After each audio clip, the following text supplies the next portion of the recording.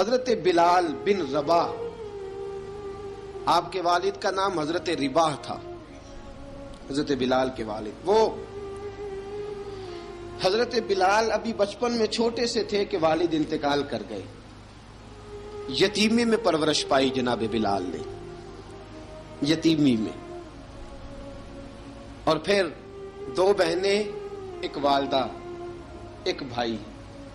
حضرت بلال حبشی کا یہ خاندان مکے میں بکتا بکاتا کسی طرح عبداللہ بن جدعان کے پاس پہنچ گیا۔ بڑا پکا کافر تھا، بڑا پکا۔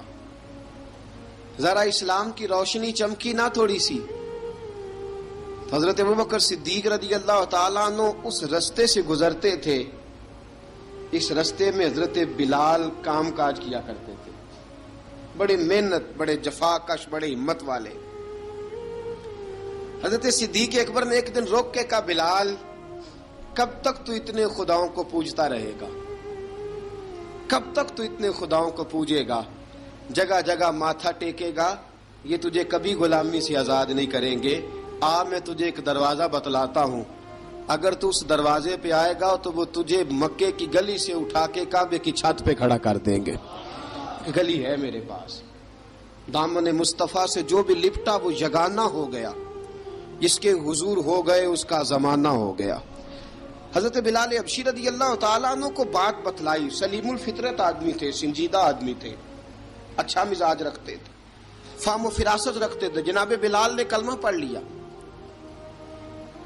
کلمہ پڑھ کے نا تو سب لوگوں نے کہا، بہت سارے لوگوں نے اپنا اسلام چھپا کے رکھا ہوا تھا۔ دو واقعات ایسے ہوئے کہ حضرت بلال کا اسلام ظاہر ہو گیا۔ کسی کام سے بت خانے بھیجا عبداللہ ابن جدعان نے، بت خانے گئے تو لگے ہوئے تھے بت، کتار اندر کتار، بتوں کی کتاریں بنی ہوئی تھی۔ حضرت بلال نے مٹی اٹھائی اور بتوں کے منہ پہ مار کے کہنے لگے، جو اپنا چہرہ صاف نہیں کر سکتے وہ کسی کو نفع نقصان کیا پہنچائیں گے۔ جو لوگ دیکھ رہے تھے انہوں نے آ کے عبداللہ ابن جدعان کو بتایا، کہا تیرا غلام ہے اور تو بہت بڑا سردار بنتا ہے، تیری عزت خاک میں مل جائے گی کسی کو پتہ چل گیا کہ عبداللہ کا غلام مسلمان ہو گیا۔ عبداللہ بن جدعان نے راتوں رات امیہ بن خلف سے بات کی اور امیہ سے کہا، یار یہ غلام لے لو، مفتی لے لو۔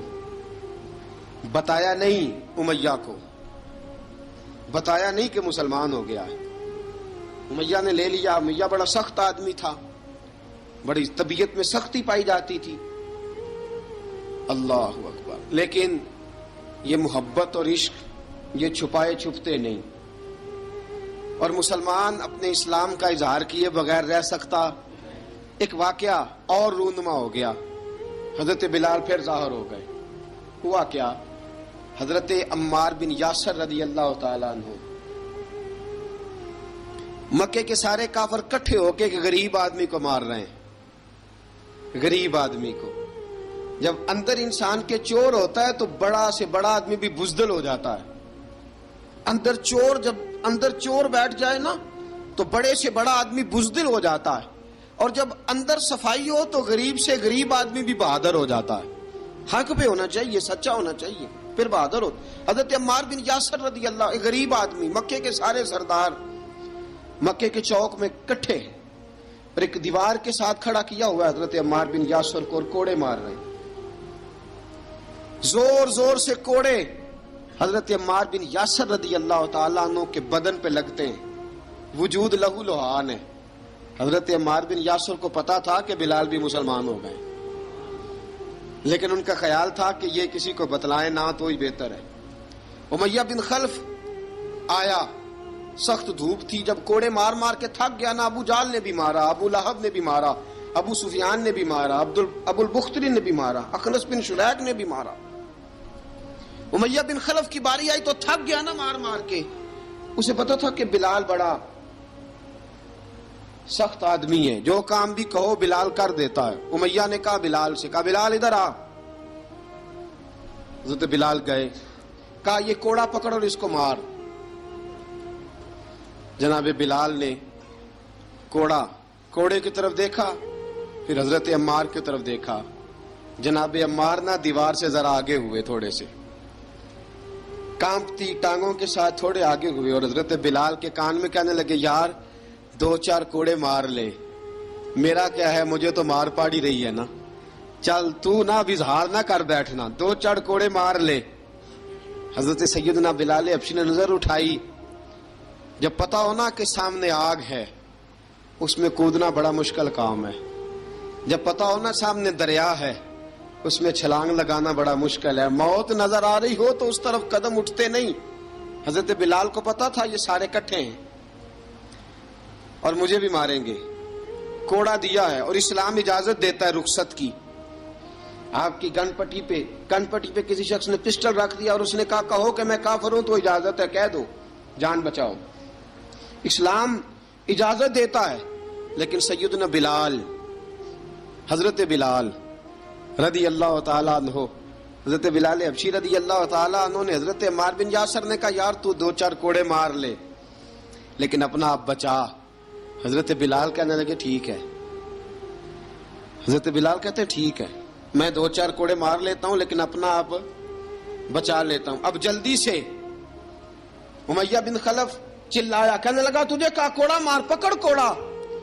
حضرت بلال نے کوڑا ہاتھ میں لیا، ایک دفعہ امیہ کی طرف دیکھا، پھر ابو جہل کی طرف دیکھا، پھر ابو لہب کی طرف دیکھا، سارے کافروں پہ نظر دوڑائی اور پھر عمار بن یاسر کی طرف دیکھا، کہا عمار تو مار کھا سکتا ہے تو میں نہیں کھا سکتا، عمار تیرے وجود پہ زخم لگ سکتے ہیں تو میرے پہ نہیں لگ سکتے، عمار جس خدا کا تو کلمہ پڑھتا ہے اسی کا میں پڑھتا ہوں، اور جس زلفوں کا تو قیدی ہے میں بھی اسی محمد عربی کی زلفوں کا قیدی ہوں۔ اب دیکھ ذرا مل کے مار کھانے میں کیا مزہ ہے، ذرا دیکھتے ہیں ذرا کٹھے ہو کے ظلم سہنے میں کیا لطف آتا ہے۔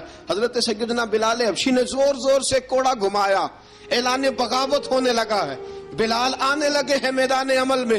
جناب بلال نے زور زور سے کوڑا گھمایا اور گھما کے دور پھینکا اور امیہ کی طرف دیکھ کے کہنے لگے یہ عمار اکیلا نہیں، اسے تنہا نہ سمجھنا، یہ اکیلا مار نہیں کھائے گا۔ اشہد ان لا الہ الا اللہ واشہد ان محمدن عبدہ ورسولہ، فرمایا تیاری کر کے نکلو، اب عمار اکیلا مار نہیں کھایا کرے گا، جب عمار مار کھائے گا تو اس کے ساتھ حصہ داری کرنے بلال بھی آیا کرے گا۔ حضرت بلال میدان عمل میں، اب کافروں پہ سناٹا چھا گیا۔ بلال تیری جرت، تیری یہ ہمت، تو انکار کرے، تیرا یہ چارہ، تیرے منہ سے یہ لفظ نکلے، ان الذین قالوا ربنا اللہ ثم استقاموا تتنزل علیہم الملائکہ الا تخافوا ولا تحزنوا وابشروا بالجنۃ التی کنتم توعدون۔ رب فرماتا ہے تم کہو میں نے اللہ کو مان لیا، رب کو مان کر پھر ڈٹ جانا، تمہاری دنیا مدد کرے نہ کرے اللہ تمہاری مدد کے لیے فرشتوں کا نزول فرما دے گا، لوگ مدد کرے نہ کرے اللہ کے فرشتے تمہاری مدد کریں گے۔ جناب سیدنا بلال نے اعلان کر دیا میں نہیں ماروں گا، ادھر آ ستمگر ہنر آزمائیں، تو تیر آزما ہم جگر آزمائیں، فرمایا کر لو تیاری آ جاؤ۔ اب وہ سارے نا، کیونکہ سب سے سخت مشہور تھا نا امیہ، اب سارے دیکھنے لگے امیہ کی طرف۔ امیہ کو اب اسے سمجھ نہیں آ رہی میں کیا کروں، بلال نے تو کبھی نہ کی نہیں، تو جو کہتے تھے کر گزرتا تھا، یہ عجیب معاملہ ہے۔ کہنے لگا بلال تجھے پتا ہے تو کیا کر رہا ہے، تو نے جذبات میں آ کے اعلان تو کر دیا، تجھے اس کا پتا ہے؟ جناب بلال حبشی رضی اللہ تعالیٰ عنہ فرمانے لگے مجھے پتا ہے تو مجھے مارے گا، مجھے پتا ہے مجھے سزائیں دے گا، مجھے سارا پتا ہے، لیکن عقل کو تنقید سے فرصت نہیں، عشق پر ایمان کی بنیاد رکھ۔ فرمایا میں نے عقل کے گھوڑے دوڑانے چھوڑ دیے ہیں، بس کلمہ جو پڑھ لیا ہے، جب اعلان جو کر لیا ہے، جب محبت جو کی تو اب اس میں کسی قسم کی مصلحت کی اجازت نہیں۔ اقبال کہتا ہے کہ پختہ ہوتی ہے اگر مصلحت اندیش ہو عقل، عشق ہو مصلحت اندیش تو ہے خام ابھی، اور بے خطر کود پڑا آتش نمرود میں عشق، عقل تھی محو تماشائے لبے بام ابھی۔ فرمایا عقل پختہ ہوتی ہے اگر سوچا جائے، عشق کے معاملے میں سوچا جائے تو عشق کمزور ہوتا ہے، وہاں سوچنے سمجھنے کی اجازت ہوتی نہیں۔ سوچنا سمجھنا تھا کلمہ پڑھنے سے پہلے، اب تو پڑھ لیا، اب سوچنے کا نہیں، اب عمل کرنے کا وقت ہے۔ اب جناب بلال پر سختی شروع ہوئی، مارنا شروع ہوئے. کس کس انداز میں مارا؟ لوہے کی سلاخیں پہنا کر عرب کی تپتی ہوئی ریت پہ لٹا دیا. جب لوہا گرم ہوتا، سلاخیں گرم ہوتی، وہ وجود کو لگتی، پہلے خاموش رہتے. پہلے علامہ ندوی نے لکھا پہلے چپ رہتے، پہلے احد احد نہیں کہتے تھے، پہلے احد احد نہیں کہتے. جب تکلیف بڑھ جاتی نا تو پھر زبان سے نکلتا احد احد احد. وہ وحدہ لا شریک ہے، وہ وحدہ لا شریک ہے. جب تکلیف بڑھتی پھر امیہ کیا کرتا؟ پھر امیہ حضرت بلال رضی اللہ تعالیٰ عنہ کے گلے میں رسی ڈالتا اور مکے کے اوباش لڑکوں کے ہاتھ میں دیتا. مکے کی گلیوں میں کبھی کسی پاگل کو آپ گزرتے دیکھو نا، لڑکے اسے چھیڑ رہے ہوں، آپ کو پتا ہے وہ پاگل ہے، اس نے زیادتی بھی کی ہے. لڑکے چھیڑتے ہوں تو بزرگ اور سیانے لوگ منع کرتے، کہتے ہیں بدتمیزوں نہ کرو، وہ تو بیچارہ دیوانہ ہے، وہ تو پاگل ہے. مکے کی گلیوں میں حضرت بلال جب گلے میں رسی ڈال کے، ذرا دوستوں خیال تو کرو، بٹن کھلا ہو تو ہم بازار میں جانا پسند نہیں کرتے، کپڑے تھوڑے میلے ہوں تو گلی میں نکلتے نہیں. بلال تو مہذب آدمی ہے، سنجیدہ آدمی ہے، یہ کیا ہو رہا؟ حضرت بلال کے گلے میں رسی ڈال کے نا جب مکے کی گلیوں میں وہ نوجوان دوڑایا کرتے تھے، حضرت بلال رضی اللہ تعالیٰ عنہ کے قریب سے گزرتے تو گزرنے والے بھی عجیب بات کرتے. کوئی کہتا ذرا اور کلمہ پڑھ، کوئی کہتا بلا اب اپنے خدا کو تجھے بچائے، کوئی کہتا بلال تجھے کیا ضرورت پڑی تھی یہ سارا کچھ کرنے کی. ایک آدمی آیا کہنے لگا بلال اگر تیرا رب سچا ہے، تیرے رسول سچے ہیں، پھر تجھے بچاتے کیوں نہیں؟ پھر تجھے بچاتے کیوں نہیں؟ جب تو اتنا مخلص مومن ہے اور اتنا تیرے اندر خلوص پایا جاتا ہے تو وہ آتے کیوں نہیں تیرے دفاع کے لیے؟ وہ تیرے لیے ڈھال کیوں نہیں بنتے؟ حضرت بلال حبشی کا جواب بڑا زبردست تھا. جناب بلال کہنے لگے میں مخلص تو ہوں، میرا رب قادر بھی ہے، لیکن فرمایا جب تم جاتے ہو نا بازار میں برتن خریدنے، مٹی کا برتن لینا ہو تو ذرا ٹھوک بجا کے چیک کرتے ہو کچا ہے کہ پکا ہے. فرمایا رب رسول بھی ذرا ٹھوک بجا رہے ہیں کچا ہے کہ پکا ہے. فرمایا میں دعا کرو میں امتحان میں پورا اتروں، دعا کرو میں امتحان میں پورا اتروں. وہ ذرا مجھے ٹھوک بجا کے چیک کر رہے ہیں، ٹھوک بجا کے. حضرت بلال حبشی مارا ستایا تینوں لب دیاں آپ گواچے، سانو اپنی خبر نہ کوئی، ساتھوں پارے ککھ گلیاں دے، سانو آخ دے لوگ شدائی، ننگ نموس دا ساڑ کے چولا، گل پہنے تاج گدائی، آزم اپنا آپ گوایا تاں یار نے چاتی پائی. حضرت بلال حبشی اتنی مار، اتنی تکلیفیں. اچھا حضرت صدیق اکبر گزرے. اچھا ایک بات اور لکھی ہے سیرت نگاروں نے، وہ کہتے ہیں کہ ایک تو تھا نا جب تکلیف ہوتی تھی تو احد احد کہتے تھے، ایک جب کوئی کافر نظر آتا تھا نا، اس طرح بندہ چڑھاتا نہیں کسی کو، جب کوئی بے ایمان کافر نظر آتا حضرت بلال کو تو آپ فرماتے احد احد احد، اللہ ایک ہے، اللہ ایک ہے، اللہ ایک ہے، اللہ ایک ہے. جب کوئی نظر آتا اب وہ مارتا. پھر آہستہ آہستہ وظیفہ پاک گیا، پھر سارا دن احد احد چلتا رہتا، سارا دن احد احد چلتا رہتا. حضرت صدیق اکبر گزرے قریب سے، بڑی تکلیف ہوئی. جناب ابو بکر صدیق رضی اللہ تعالیٰ عنہ نے کہا بلال اونچی ذکر نہ کیا کر، آہستہ کر لیا کر، اونچی آواز میں مارتے جو ہیں تجھے تو اس طرح کر، ذرا ذکر دو ہے نا، ایک ذکر جلی ہے ایک ذکر خفی ہے، تو دل میں ذکر کر لیا کر، اونچا نہ کیا کر، مار سے تو بچ جا. بلال نے کہا ٹھیک ہے، آپ نے جو نسخہ دیا اس پہ عمل کروں گا. 2 دن حضرت بلال حبشی نے دل میں ذکر کیا، مار ہی نہیں پڑی، مار ہی نہیں پڑی. جفا جو عشق میں ہوتی ہے، اقبال کہتا ہے جفا جو عشق میں ہوتی ہے وہ جفا ہی نہیں، ستم نہ ہو تو محبت میں کچھ مزہ ہی نہیں. حضرت بلال کو مارنا نہ پڑی، 2 دن مار نہ کھائی تو تیسرے دن امیہ داخل ہوا تو کہنے لگے احد احد احد. اس نے پھر پکڑ لیا درہ، پھر اٹھایا کوڑا، پھر لگا مارنے. جناب حضرت بلال حبشی رضی اللہ تعالیٰ عنہ کو مار پڑ رہی ہے. جناب صدیق اکبر گزرے، کہا بلال تجھے منع کیا تھا، تو پھر شروع ہو گیا ہے. کہا حضور آہستہ ذکر کرنے میں مزہ ہی نہیں آتا، یہ مجھے مارتے نہیں، کسی کو کیا پتا چلے گا کہ بلال پہ سختیاں ہو رہی ہیں. حضرت بلال حبشی. اب سیدنا صدیق اکبر فرماتے ہیں کہ رسول پاک گزرے بلال کو مار پڑ رہی تھی، میرے حبیب پاک کی آنکھوں میں آنسو آ گئے. بے خبر ہو جو غلاموں سے وہ آقا کیا ہے. حضور کی آنکھوں میں آنسو، اور حضور نے دعا فرمائی کہ یا اللہ میرے بلال کو نجات دے دے، یا اللہ میرے بلال کو نجات دے دے. رسول پاک یہ کہہ کے گزر گئے. ایک کونے میں، حرم شریف کے کونے میں بیٹھ کے رسول پاک رو رہے ہیں. جناب صدیق اکبر نے کہا حضور کیا ہوا؟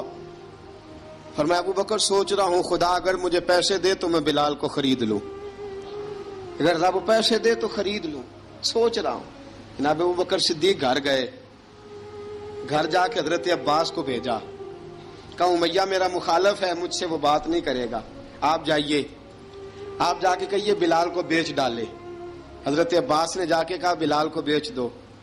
کہنے لگا میری قیمت بہت زیادہ ہے، 50 دینار کا میں نے خریدا ہے اور میں منافع لے کے بیچوں گا. حضرت عباس نے آ کے جناب صدیق اکبر کو بتایا تو ابو بکر صدیق فرمانے لگے چل مجھے ساتھ ہی لے جا، دیکھ لیتے. پہنچے، جب ابو بکر صدیق کو آتے دیکھا نا تو چڑ گیا. کہنے لگا ابو بکر اگر تو بلال کو خریدنا چاہے تو وہ جو تیرے پاس رومی غلام ہے وہ مجھے دینا پڑے گا، 2 لونڈیاں اس کے ساتھ دینی پڑیں گی، اور یہ 50 دینار کا ہے، میں تجھ سے 2000 دینار لوں گا. 50 دینار کا ہے، 2000 دینار لوں گا. حضرت صدیق اکبر رضی اللہ تعالیٰ عنہ نے فرمایا مجھے منظور ہے، مجھے منظور ہے، منظور ہے مجھے. تو ابو بکر صدیق نے وہ تینوں غیر مسلم غلام لیے، 2000 دینار لیے. حضرت عباس نے بھی کلمہ نہیں پڑھا تھا. کہنے لگے ابو بکر تو کامیاب تاجر ہے، کیا کرنے لگے ہو؟ تو حضرت ابو بکر صدیق کہنے لگے آپ نے بھی کلمہ نہیں پڑھا، آپ کو اس سودے کا پتہ نہیں، آپ ابھی اس لذت آشنائی سے واقف نہیں، آپ نے بھی یہ ذائقہ چکھا نہیں، آپ ابھی اس راہ سے گزرے نہیں، آپ کو پتہ نہیں یہ بھی ایک ذائقہ ہے، یہ بھی ایک سودا ہے، یہ بھی ایک لذت ہے، یہ بھی ایک گہرائی ہے، یہ بھی ایک مزہ ہے، اس کا بھی آپ کو علم نہیں، آپ نے کلمہ نہیں نہ پڑھا.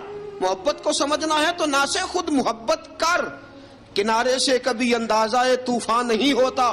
فرمایا ابھی تو راہ گزر میں ہے، کہتے مقام سے گزر، ابھی ذرا آگے چلیں گے نا، جب آپ کلمہ پڑھیں گے تو آپ کو پتہ چلے گا. حضرت سیدنا بلال حبشی کو لینے کے لیے صدیق اکبر پہنچے، 2000 دینار، 3 غلام پڑھے لکھے سیانے سمجھدار.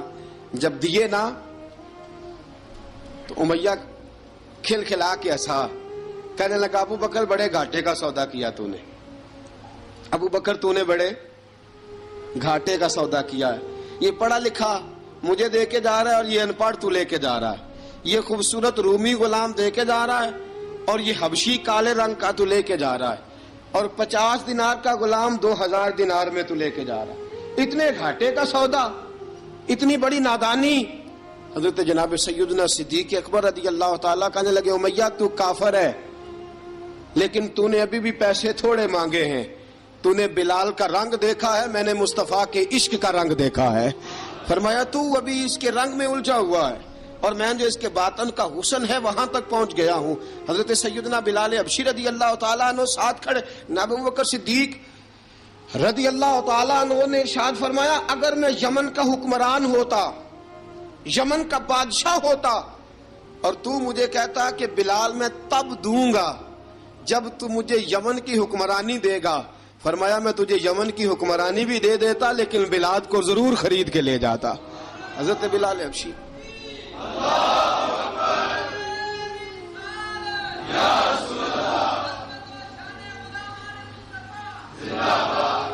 جناب سیدنا بلال حبشی، حضرت سیدنا ابو بکر صدیق فرماتے ہیں جب میں بلال کو لینے گیا تو حال پتہ کیا تھا؟ ادھر دیکھیے گا. فرماتے ہیں کہ ٹانگیں اوپر کر کے نا جس طرح آدمی رکوع میں بیٹھتا ہے اس طرح کر کے نا ٹانگیں، اور سر پھر زمین کو لگا کے اس طرح سجدے میں آپ جاتے ہیں، لیکن بالکل ٹانگوں کے ساتھ سر رکھ کے. فرماتے ہیں 4 بھاری چکیاں ریت پہ حضرت بلال تھے، ان کے اوپر چکیاں رکھی ہوئی تھی، اور فرماتے ہیں حضرت بلال تھوڑی تھوڑی حرکت کرتے تھے تو وہ چکیاں جسم کے ساتھ لگتی تھی نا، پارٹ ان کے. فرماتے ہیں زخم بن گئے تھے، خون نکلتا تھا.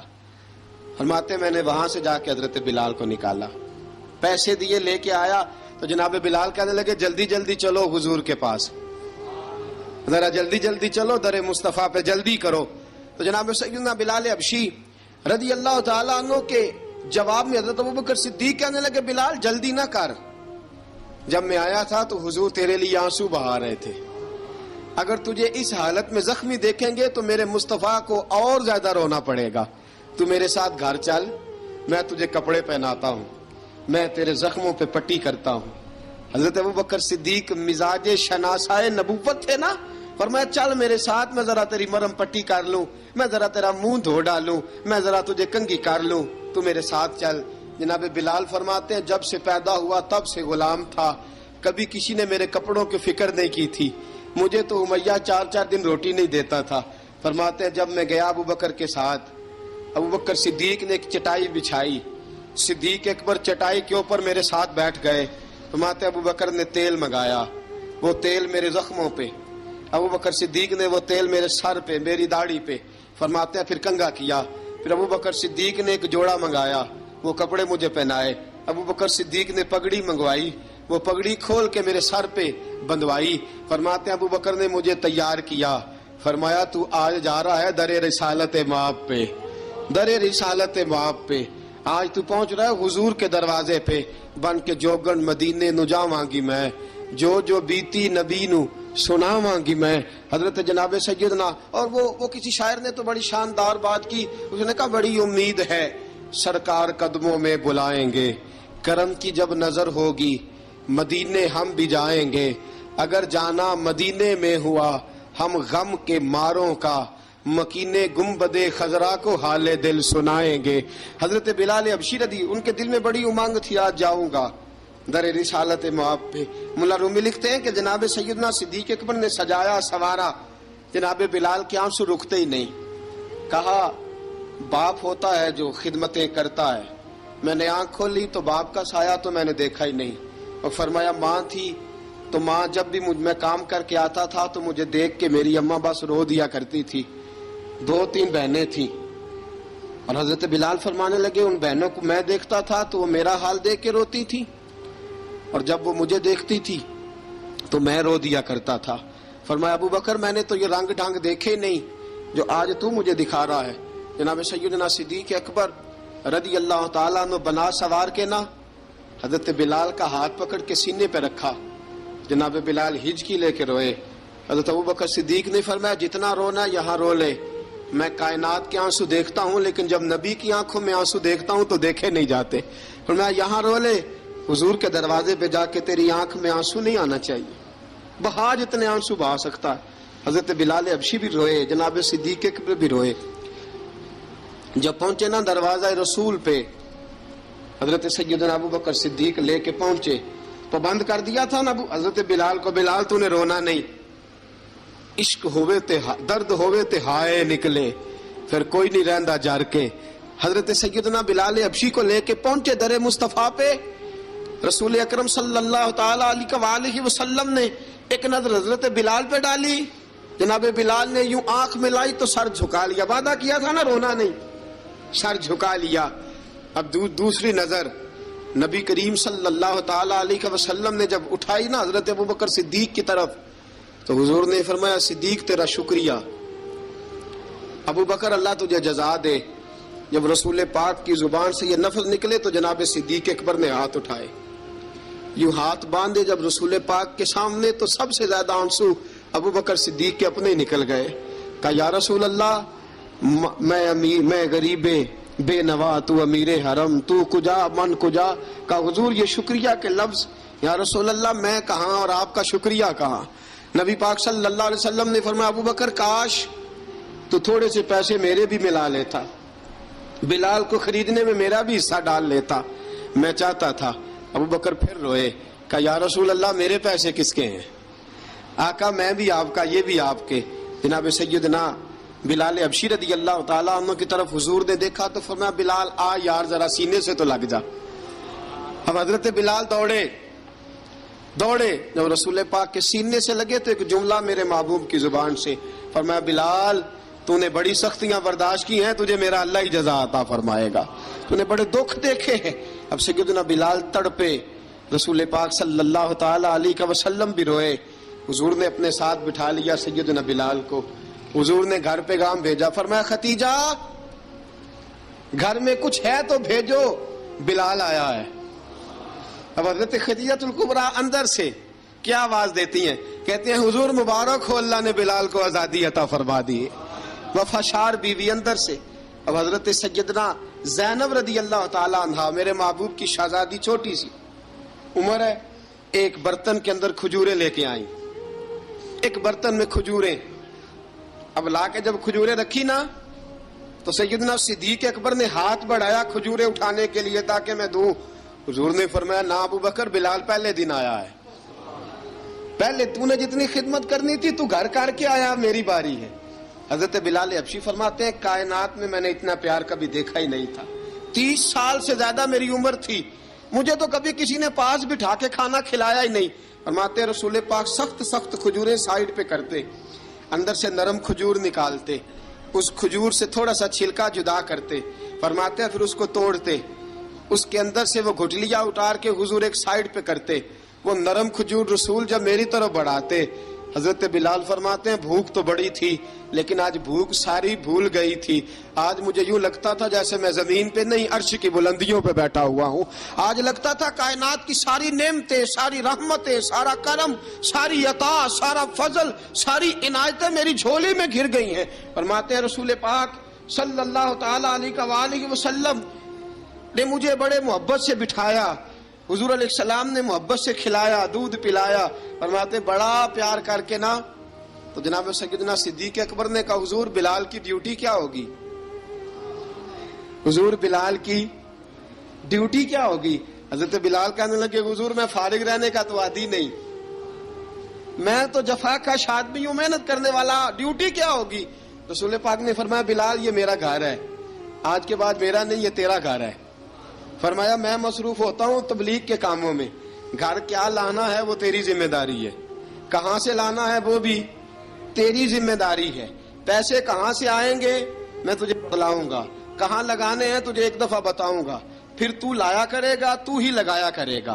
فرمایا میرا پرسنل سیکٹری بن کے رہے گا، تو خاص مقام تجھے دیا جائے گا۔ حضرت سیدنا بلال حبشی رضی اللہ تعالی عنہ کو رسول اکرم صلی اللہ تعالی علیہ وسلم نے اس کام پر مقرر فرما دیا۔ اب دیکھیے حضرت بلال رضی اللہ تعالی عنہ جب در مصطفیٰ صلی اللہ تعالی علیہ وسلم پر پہنچ جاتے ہیں اور پہنچنے کے بعد کیا مسئلہ ہے جی، کیوں نہیں چل رہا؟ درود پاک پڑھیے الصلاۃ والسلام علیک یا کی گل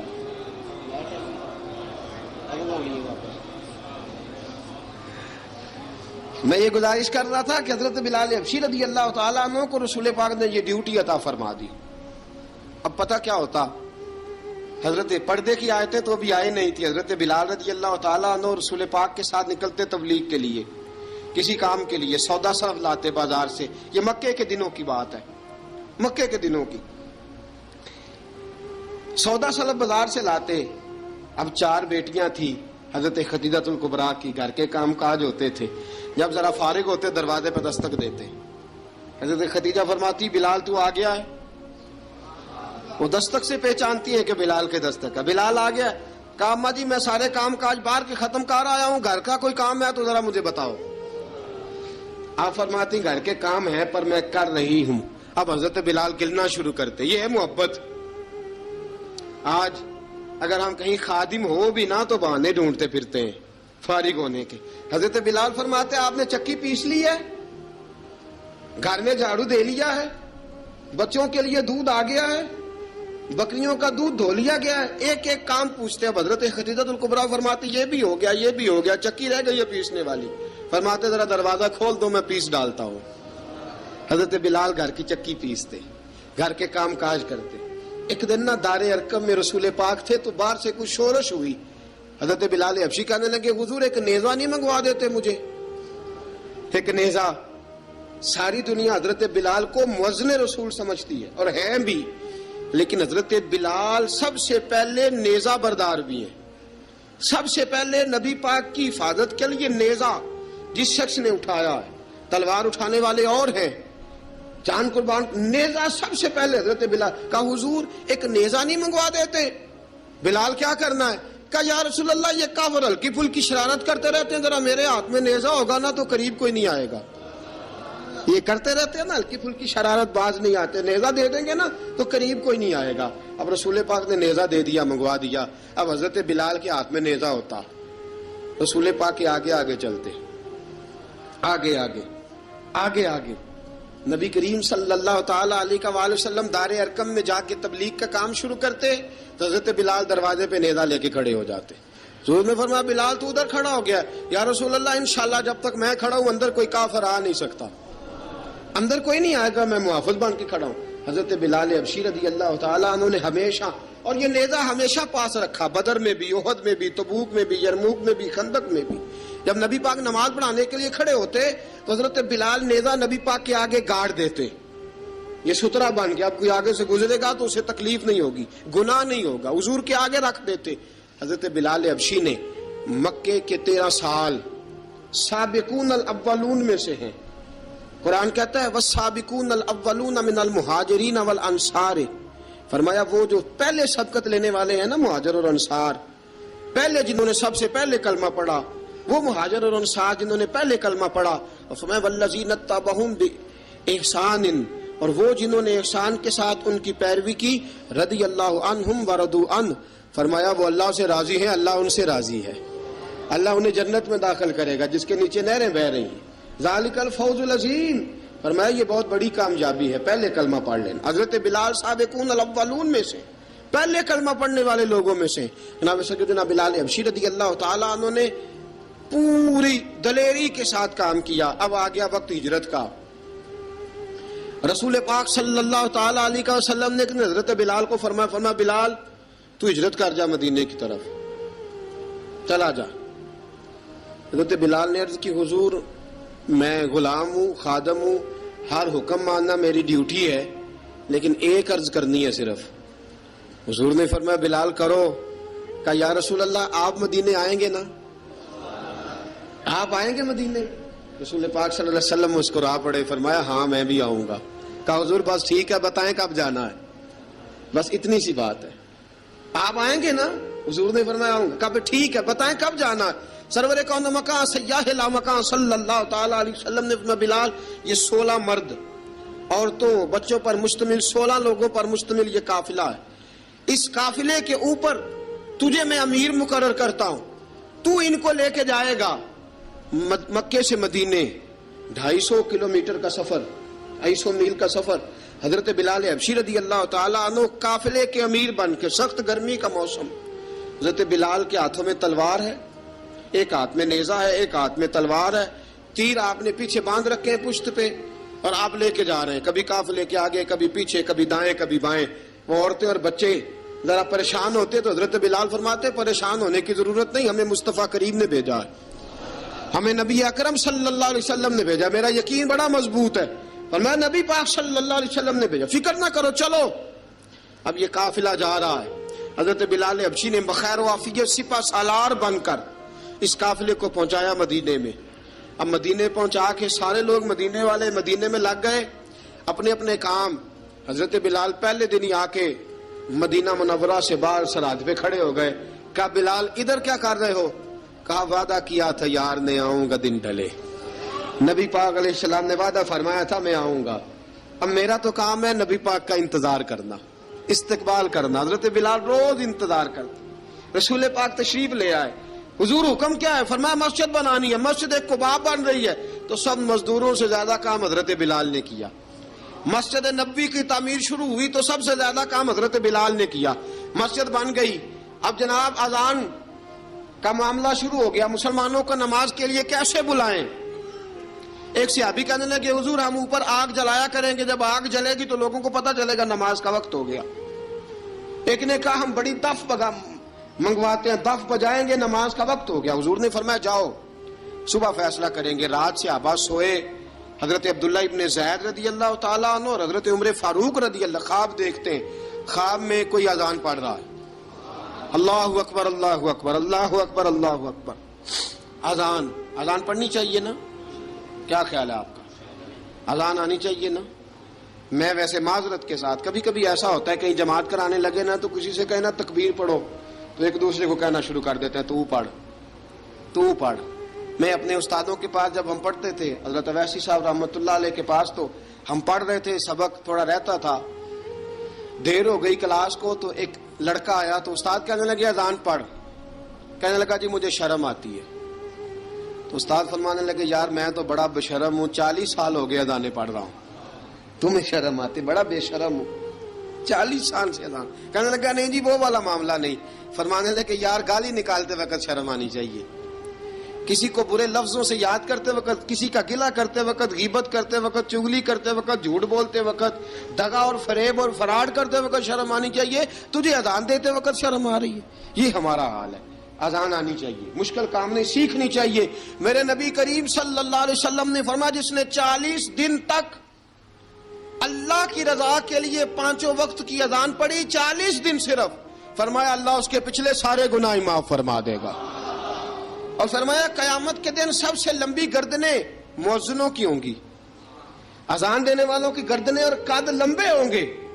یا رسول اللہ پھر؟ فرمایا وہ لائن بنا کے جنت میں جائیں گے. فرمایا جب مؤذن جنت میں جا رہے ہوں گے تو سب سے آگے آگے میرا بلال ہوگا، سب سے آگے آگے مؤذنوں کا قائد اور لیڈر میرا بلال ہوگا، حضرت بلال حبشی رضی اللہ تعالیٰ عنہ. اب اذان کوئی کہنے لگا یہ کریں، کوئی کہنے لگا وہ کریں. اب حضرت عمر خواب دیکھتے ہیں کوئی اذان پڑھ رہا، عبداللہ ابن زید خواب دیکھتے ہیں کوئی اذان پڑھ رہا.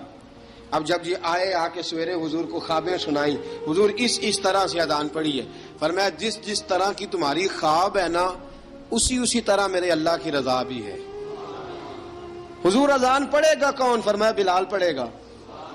حضرت بلال کی آواز میں لکنت تھی، اشہد نہیں کہتے تھے، اشہد کہتے تھے، لکنت تھی. حضور نے فرمایا بلال کا اشہد بھی اللہ اشہد بنا کے قبول فرماتا ہے. لوگوں نے کہا حضور بلال اذان پڑھے گا؟ حضور نے فرمایا انشاءاللہ یہی پڑھے گا. حضور نے حضرت بلال کو اب اصحاب صوفہ میں پڑھتے بھی تھے، باقاعدہ علم بھی حاصل کرتے تھے، نبی پاک کے پاس تعلیم حاصل کرتے تھے حضرت بلال حبشی. اب حضور نے فرمایا بلال یہ اذان کے لفظ ہیں تو اذان پڑھا کرے گا. جناب بلال حبشی کو اذان سکھا دی اور رسول پاک صلی اللہ تعالی وسلم نے فرمایا چڑھ جا مسجد نبوی کے ساتھ مینارے پہ، چڑھ جا ایک کونے پہ اور چڑھ کے اذان پڑھ. اب حضرت بلال حبشی رضی اللہ تعالیٰ عنہ نے سب سے پہلی اذان تاریخ میں پڑھی، سب سے پہلی اذان. 2 مرتبہ حضرت بلال اذان نہیں پڑھ سکے جب تک رسول پاک موجود ہے. 2 مرتبہ، ایک مرتبہ تو مدینہ منورہ میں کسی وجہ سے حضرت بلال اذان نہ دے سکے، ایک مرتبہ تبوک سے واپسی پہ سو گئے. حضور نے فرمایا بلال تیری ڈیوٹی ہے ہمیں جگانے کی. حضرت بلال خود بھی سو گئے. سویرے جب اچھی طرح سے سورج چمکا تو رسول پاک کی آنکھ کھلی. حضرت بلال کو حضور نے آواز دی، جناب بلال چونک کے اٹھے. فرمایا تجھے کہا تھا جگانا ہے. یا رسول اللہ ساری رات جاگتا رہا، جب جاگنے کا ٹائم آیا تو سو گیا. میں نے کہا میں ذرا کمر سیدھی کر لوں. حضور بس لیٹا ہی ہوں تو آنکھ لگ گئی، ٹیک لگائی ہے بس میں نے، پتھر کے ساتھ آنکھ لگ گئی. حضور نے فرمایا چلو پڑھو اذان. حضرت بلال نے اذان پڑھی اور سورج چمکتے میں رسول پاک نے نماز ادا فرمائی. عزیز دوستو حضرت بلال حبشی نے ہمیشہ اذان پڑھی، ہمیشہ. نبی کریم صلی اللہ تعالی علیہ وسلم کے صحابہ ایک دن حضرت بلال سے کہنے لگے بلال تو ساری زندگی اذان پڑھتا رہا، مزہ کب آیا اذان پڑھنے کا؟ مزہ کب آیا؟ حضرت بلال کہنے لگے ایک اس دن جس دن مجھے حضور نے اذان سکھائی تھی، بڑا لطف آیا تھا حضور سے اذان سیکھنے کا. اور فرمایا ایک اس دن مجھے مزہ آیا جب میں نے کعبے کی چھت پہ کھڑے ہو کے اذان پڑھی ہے. حضرت بلال فرماتے ہیں سارے کافر زمین پہ کھڑے تھے گردنیں جھکائے، اور میرے مصطفیٰ کریم جب کسوا نامی اونٹنی پہ بیٹھے تھے نا اور میں اذان دے رہا تھا تو میں آج بڑا راضی تھا. میں کہہ رہا تھا یا اللہ کیا بات ہے، آج تو نے میرے حبیب کو کتنی عزتوں سے نوازا ہے. ایک ہے گھر کے کام کاج کرنا، اور میں پہلے بھی حدیث سنا چکا، حضرت بلال حبشی خود بخود لوگوں سے قرضہ لے لیتے تھے، حضور کو تکلیف ہی نہیں. بخاری مسلم بتاتی ہے خود بخود قرضے لے لیتے تھے، خود بخود نبی پاک کو تکلیف ہی نہیں دیتے تھے. کام کاج ہے، مہمان آ جا رہے ہیں ان کی خدمت کر دی ہے. بلال نے خود ہی قرضہ اٹھا لیا، قرضہ اٹھا کے خود بخود حضرت بلال سودا لے آئے، سودا لا کے جناب بلال نے پکا دیا. ایک دن ایسا بھی آیا بخاری شریف کے لفظ ہیں کہ جن کے قرضے دینے تھے وہ کہنے لگے بلال سویرے قرضہ دو. ورنہ تجھے لے جائیں گے، بکریاں چرانی پڑیں گے۔ حضرت بلال حبشی رضی اللہ تعالیٰ عنہ نے حضور کی خدمت میں عرض کی، کہا اگر کوئی بندوبست ہو گیا تو ٹھیک ہے، ورنہ میں تو سویرے بھاگ جاؤں گا، میں شام چلا جاؤں گا، پیسے آ گئے تو مجھے پیغام بھیجنا، آ جاؤں گا۔ سویرے فجر سے پہلے حضور نے پیغام بھیج دیا، فرمایا بلال تیری مدد کے لیے اللہ نے 3 اونٹنیاں سامان کی بھیج دی ہیں۔ حضرت بلال حبشی رضی اللہ تعالیٰ عنہ نے سارا گھر کا کام کاج خود سے سنبھال لیا تھا۔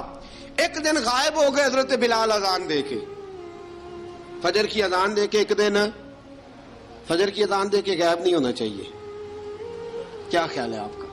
مؤذن کو اذان دے کے غائب، اسے مسجد میں پھر رہنا چاہیے۔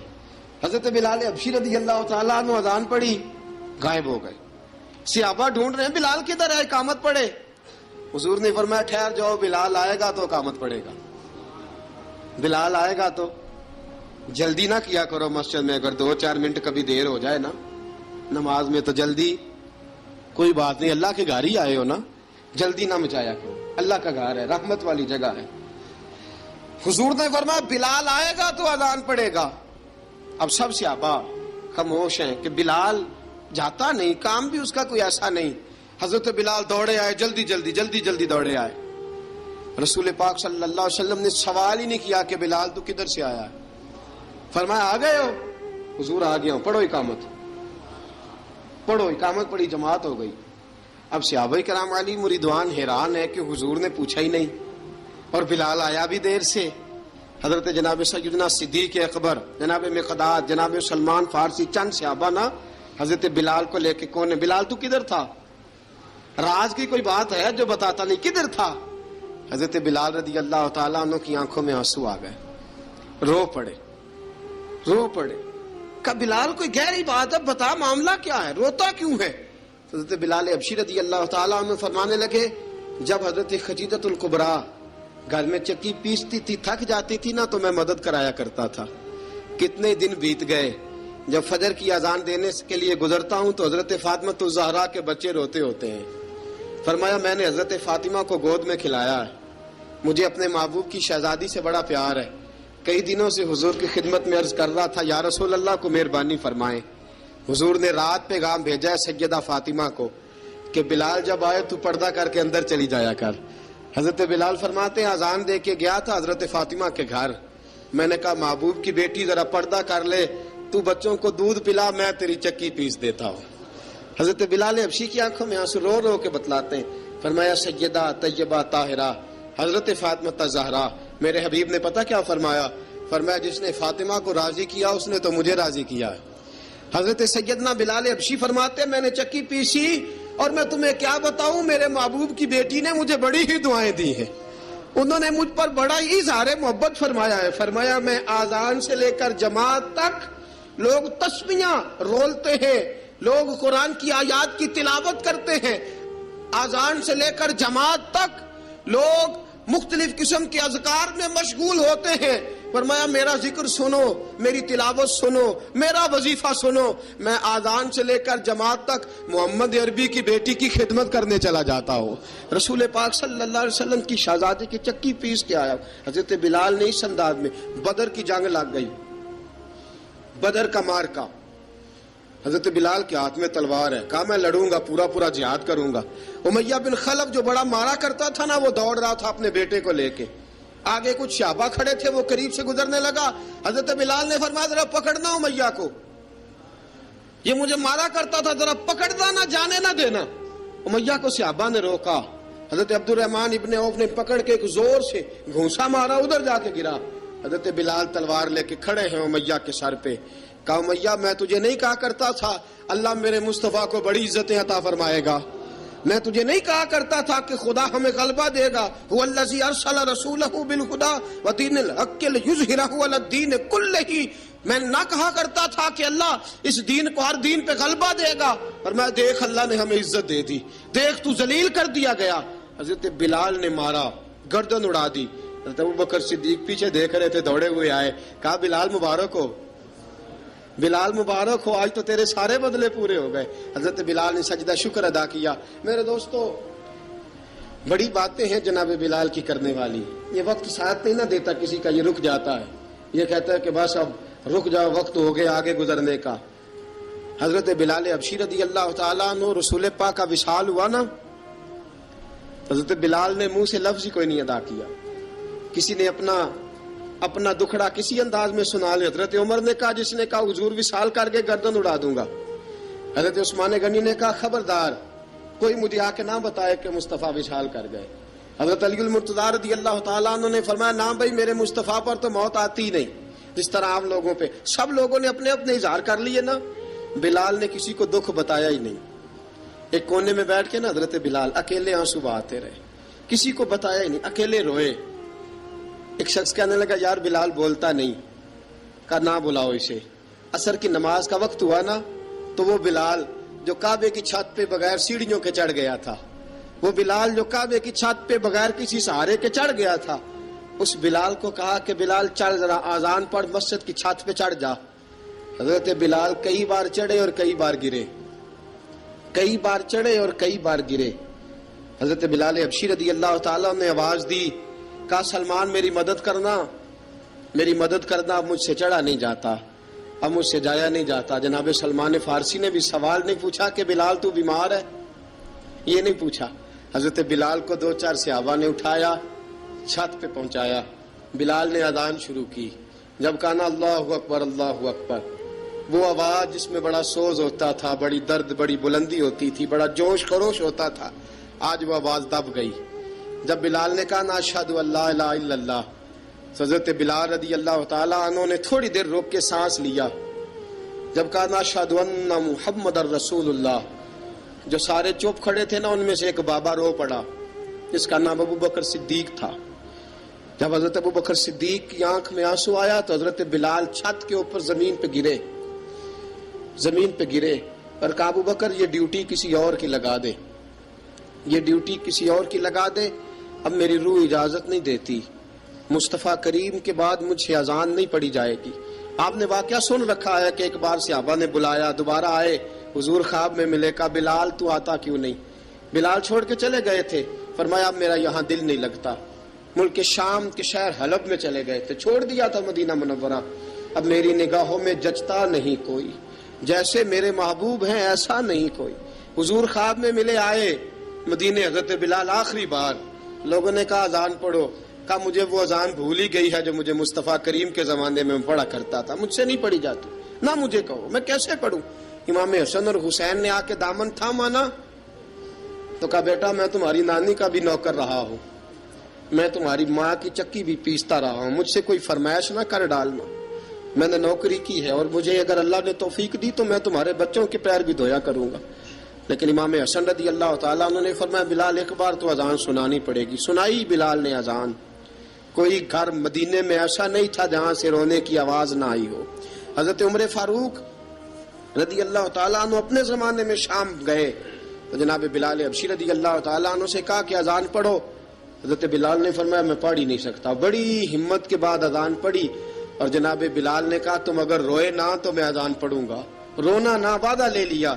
حضرت عمر تو نہ روئے لیکن معاذ ابن جبل نے رونا شروع کر دیا. جب معاذ ابن جبل روئے تو پھر عمر بھی روئے، جب عمر روئے تو پھر بلال بھی روئے. وہ اذان اشہد ان لا الہ الا اللہ تک گئی. رسول پاک کے بعد پھر اذان اس سے آگے بڑھ نہ سکی.